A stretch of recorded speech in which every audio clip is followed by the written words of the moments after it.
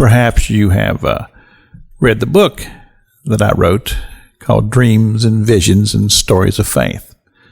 But one of my teachings in the book I call Mustard Seed Theology.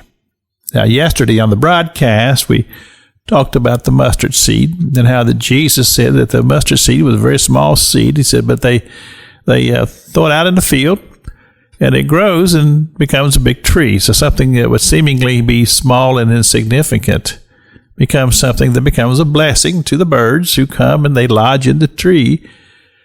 Mustard seed theology teaches that faith is something that is a process. In other words, in the story of Abraham, or Abram in the beginning, he was not a man of great faith. He was not the father of faith, as he was referred to later in his life. Matter of fact, he was a man who made some very serious mistakes. When he was sent into the land of Canaan, first thing that happened, God sent a famine. Instead of consulting God and leaning on God and having faith to endure the famine, he ran off to Egypt, a place where God was not there with him. And now, I want to qualify that to say that God did watch out and protect them, but there was no dialogue between Abraham and God during the time that he was in Egypt, because that's not where he was supposed to be. But when he went back to Canaan, back to the same altar he had encountered God before, God began to speak to him about futuristic things. And there came that time when God challenged him to take his son that he loved so much, and that God had prophesied that he would have. He said, take that little boy and take him up on that mountain and sacrifice him to me.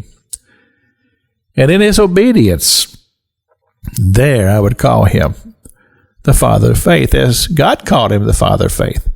But it was a process.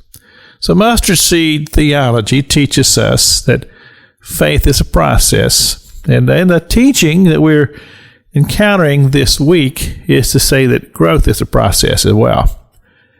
And I made this statement in yesterday's broadcast that if something is healthy, it will grow. That's just a natural state of things. But the question is what is the definition of healthy? And different people would describe that as different ways. Put this challenge before my congregation at Freedom Road Christian Ministry, where I pastor here in Tallahassee. And I'm always intrigued by my congregation's responses to things when I challenge them with these type of questions. But one of the things that they told me, I asked them, I said, well, if a church is healthy, does that mean it's got a lot of money? And they were very adamant about that. No, it doesn't have to do with money. And basically what it came down to from their definition was that it had to do with faithfulness. Faithfulness. In other words, listening to what God has to say and being responsive to God's word and acting accordingly, even if it required sacrifice.